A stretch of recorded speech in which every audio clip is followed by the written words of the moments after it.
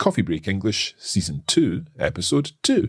Hello everyone, and welcome to Episode 2 of Coffee Break English Season 2. My name's Josie.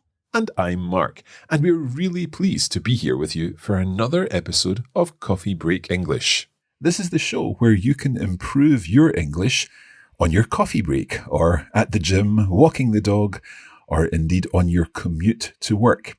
In each episode of Coffee Break English, we study an intermediate level text, which talks about something interesting from around the English-speaking world. We look at different aspects of culture, and we hear many different accents. Today, we're going to be listening to a South African accent. So our text is about South Africa. Before we get started, I'd like to say thank you to all of our listeners who have left comments and reviews on Coffee Break English so far. We love reading your comments, and we're really pleased that you're enjoying the podcast. Yes, thanks very much, everyone. So, let's listen to today's text. Okay, as we said, our text today is coming from South Africa. Over to you.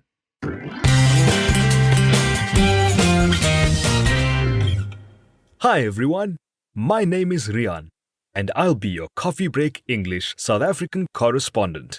Today, we're traveling to Cape Town to find out more about Table Mountain.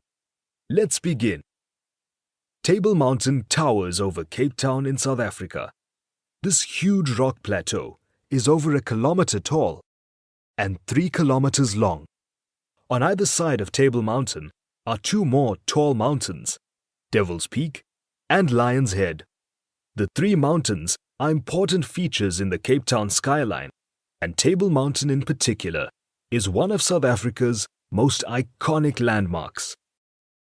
Table Mountain has a unique flat top, which visitors can travel up to by cable car. Before 1929, getting to the top of the mountain was very difficult. But the cableway opened on October the 4th and has operated continuously since then. There are a lot of indigenous plants and animals on Table Mountain and in the surrounding area. For many years, people went to the mountain to see the spectacular nature, and they asked for it to be made a national park in the 1930s.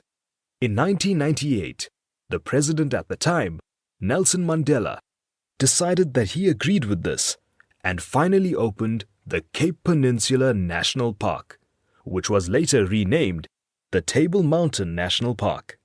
From that moment on, the animals and plants inside the park were protected from danger better than before. If you go to Table Mountain National Park, there are lots of things to see and do. You can look for ostriches, rhinoceroses, and zebras. Listen to the sounds of the birds and insects. And it is one of the only places in the world where you can see a type of vegetation called fynbos. With so much to offer, Table Mountain is definitely worth a visit. Thank you. That was a very interesting text. Josie, have you ever been to South Africa? No, unfortunately, I've never been to South Africa, but I'd really like to go. It's on my list. Have you ever been, Mark? I have visited Johannesburg and Pretoria, but unfortunately I've never been to Cape Town, and I would love to go, if only to see Table Mountain. So neither of us are Table Mountain experts, so we're going to learn something too this episode. Absolutely. So let's take a closer look at this text. First of all, the language point that we're going to be focusing on today is dependent prepositions. That sounds a little bit complicated, Josie. Can you explain what dependent prepositions are? Yes, of course. So prepositions are these little words that we use all the time in any language. So words like in, on, at, to, for, etc.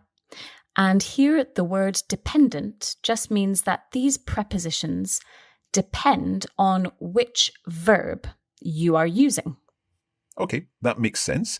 And we'll see lots of examples of these dependent prepositions in our text. And hopefully, by the end, you'll understand exactly what dependent prepositions are. That's right. So, Mark, would you like to read the first part of this text for us? Okay. Table Mountain towers over Cape Town in South Africa. Thank you. Yes. So the first thing to notice here is this verb towers. So we know what a tower is. For example, the Eiffel Tower, the Leaning Tower of Pisa. It's a tall structure.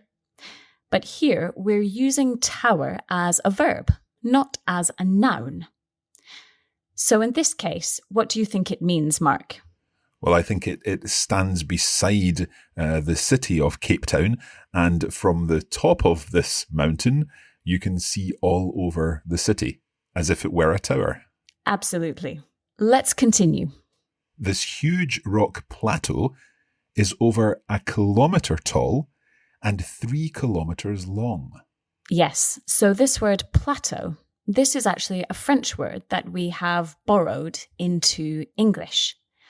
So the word plateau just means a really big, flat rock, which is what Table Mountain is. Okay. The next interesting thing to notice here is the word kilometre. So the word kilometre can also be pronounced kilometre in American English, but you and I are British, so we say kilometre. The spelling is also different in US English. So, in British English, we spell it Kilometre. But in American English, they swap the last two letters. Instead of RE, it's ER. And the same thing happens with other common words like meter, obviously, and centre. That's right. So, if you talk about the city centre, in British English and American English, you have to spell centre differently. In British English, CENTRE, and in American English, CENTER. It's very straightforward. Absolutely. So, shall we continue? On either side of Table Mountain are 2 more tall mountains, Devil's Peak and Lion's Head. Good. So what I noticed here was you, Mark, you pronounce the word either, as you did. Mm-hmm. Naturally, I would pronounce this word either. Okay. And that's absolutely fine. Some people say either, some people say either. It's like the song. You say either, I say either, let's call the whole thing off. Exactly. Okay, shall we continue? Yep. The 3 mountains are important features in the Cape Town skyline. And Table Mountain, in particular, is one of South Africa's most iconic landmarks. Thank you. So here we have 2 really interesting words. We have skyline and landmark. So first of all, what is a skyline, Mark? Okay, the skyline is the outline of land and buildings which are defined against the sky. That's right. So this word skyline, it's what we call a compound noun. Mm-hmm. So that means it's 2 words, 2 nouns, sky and line, which are put together to make a new word. And the same happens with landmark. Exactly. So a landmark is basically something in a land, in a country, which is very important. It makes a mark on the land. And very often, a landmark can be recognised from a distance. It helps people establish their location. They know where they are. That's right. Absolutely. Okay, let's continue. Table Mountain has a unique flat top, which visitors can travel up to by cable car. Okay. So here we have our first example of these dependent prepositions that I was mentioning earlier. We have visitors can travel up to. So with the verb travel, we always use the preposition to. So we say, I travel to school, I travel to Scotland, I travel to the office, for example. So these are like word friends. They go together. And just like one friend depends on another friend, to depends on travel, or travel depends on to here. Exactly. That's a really nice way of putting it. What about the word cable car, Josie? Yeah, so a cable car is basically a kind of tram which travels up and down mountains on a moving cable, on a moving wire above it. Okay, let's continue. Before 1929, getting to the top of the mountain was very difficult, but the cableway opened on October the 4th and has operated continuously since then. So, this word getting, we said before 1929, getting to the top of the mountain.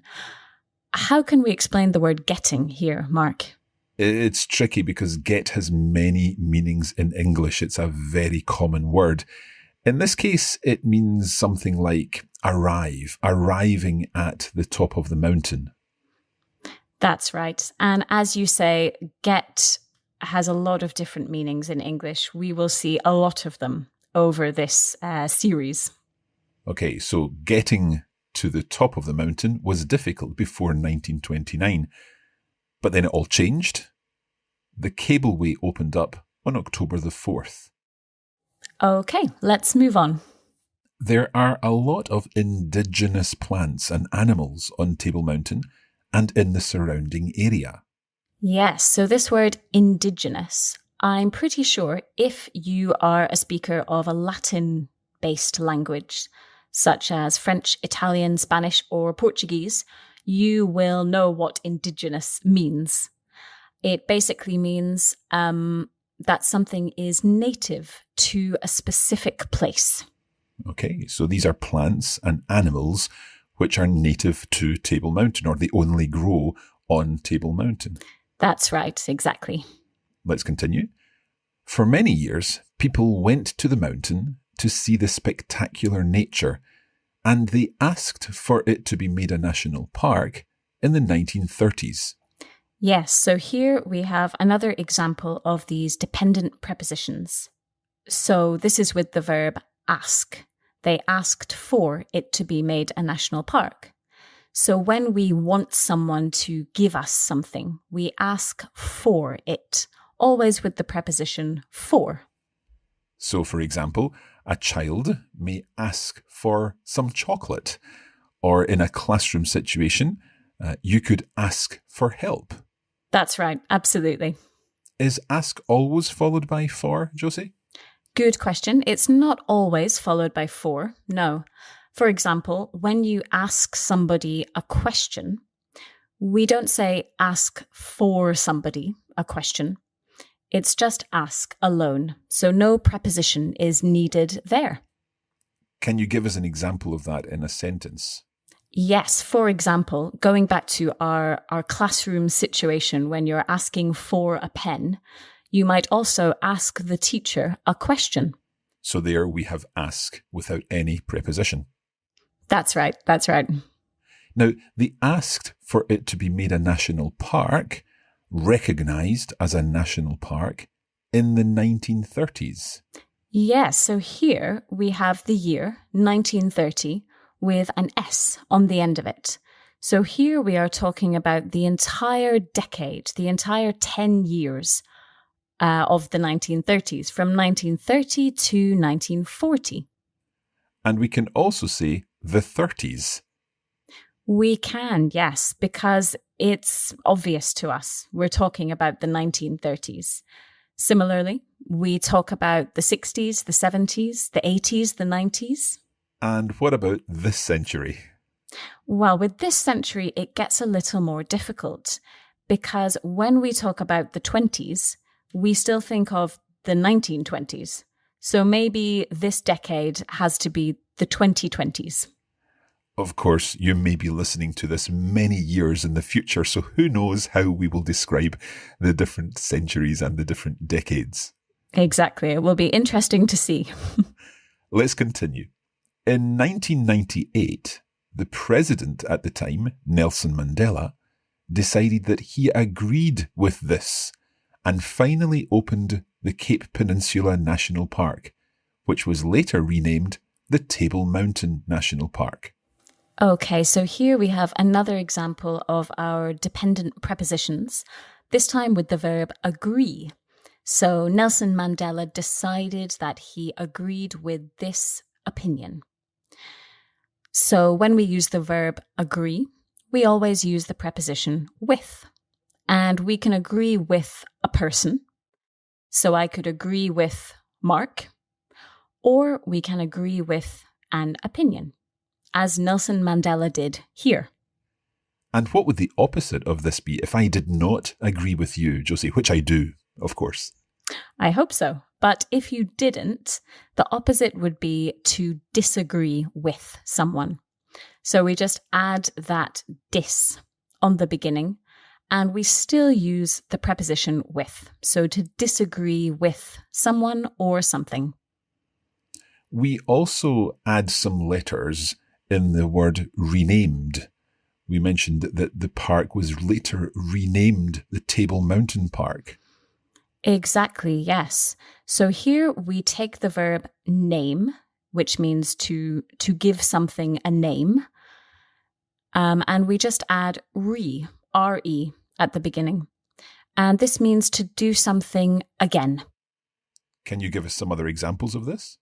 Absolutely. We can do this with many verbs. For example, redo, to do something again, retry, to try something again, and review, to view something again. Excellent. Okay, so from that moment on, the animals and plants inside the park were protected from danger better than before. Good. So here we have another dependent preposition example with the verb protect. So we always protect something from something else. So here we are protecting the animals and plants from danger. Good. Okay. Just before we go on, let's take a short break. We'll be back in just a moment. Each episode of the Coffee Break English podcast is free, and you can use our podcast to help you improve your English. But there's more. That's right. We have a full course available on our website, which will help you make faster progress and understand everything much better. For every lesson, we offer videos, bonus audio recordings, lesson notes with exercises, and vocabulary lists in lots of languages. All this is available on the Coffee Break Academy, so visit coffeebreakacademy.com.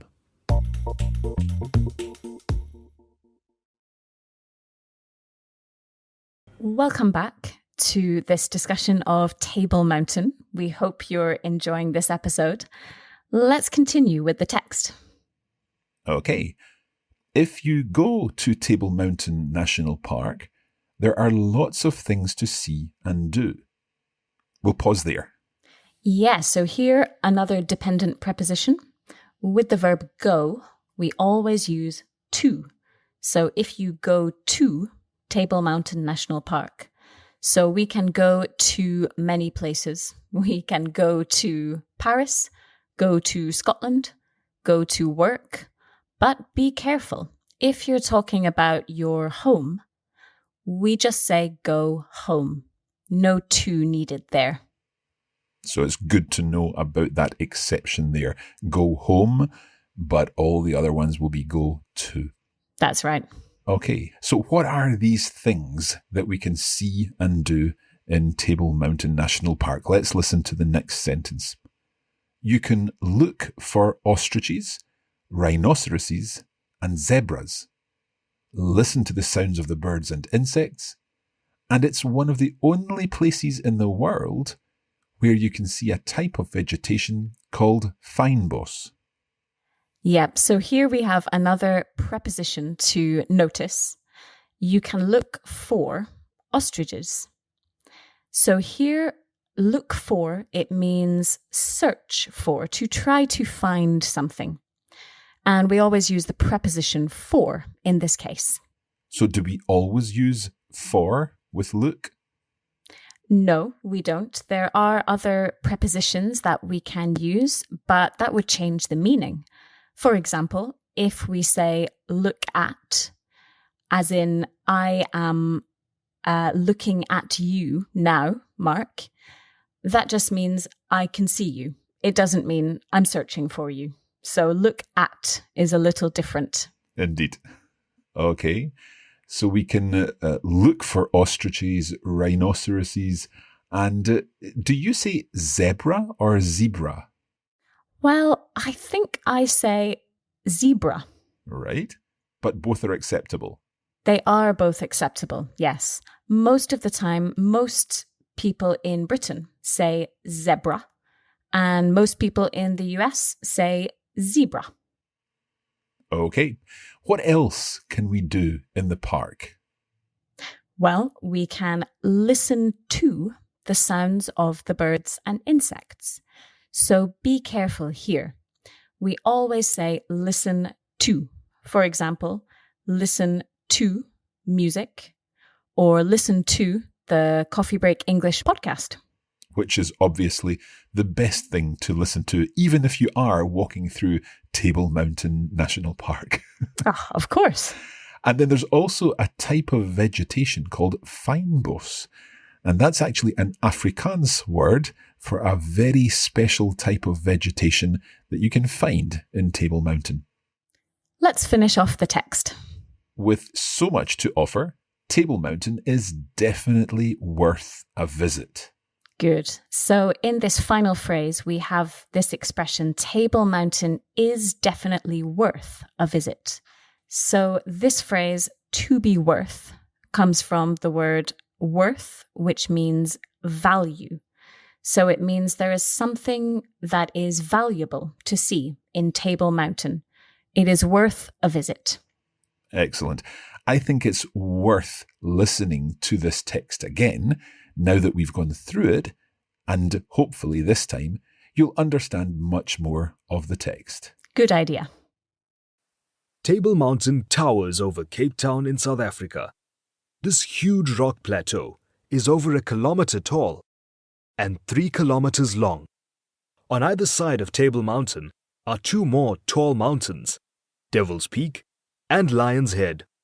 The 3 mountains are important features in the Cape Town skyline, and Table Mountain in particular is one of South Africa's most iconic landmarks.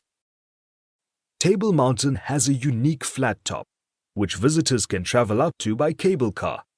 Before 1929, getting to the top of the mountain was very difficult. But the cableway opened on October the 4th and has operated continuously since then. There are a lot of indigenous plants and animals on Table Mountain and in the surrounding area. For many years, people went to the mountain to see the spectacular nature, and they asked for it to be made a national park in the 1930s. In 1998, the president at the time, Nelson Mandela, decided that he agreed with this and finally opened the Cape Peninsula National Park, which was later renamed the Table Mountain National Park. From that moment on, the animals and plants inside the park were protected from danger better than before. If you go to Table Mountain National Park, there are lots of things to see and do. You can look for ostriches, rhinoceroses, and zebras. Listen to the sounds of the birds and insects. And it is one of the only places in the world where you can see a type of vegetation called fynbos. With so much to offer, Table Mountain is definitely worth a visit.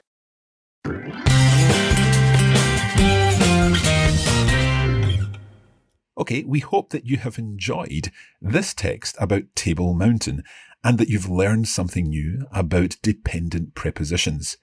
If you'd like to find out more about the dependent prepositions and get some more practice, then you can access the premium version of the Coffee Break English podcast. You can find that at the Coffee Break Academy. at coffeebreakacademy.com. That's right, Mark. And if you'd like to practice your English, you can also do so on social media. Just search for Coffee Break English on Facebook and on Instagram, where we post regular language challenges and cultural information. We'll be back again soon with another episode of Coffee Break English. And in the next episode, we're going to be talking not about a place, but about a person. Until then, thanks for listening, and we'll see you soon. See you soon.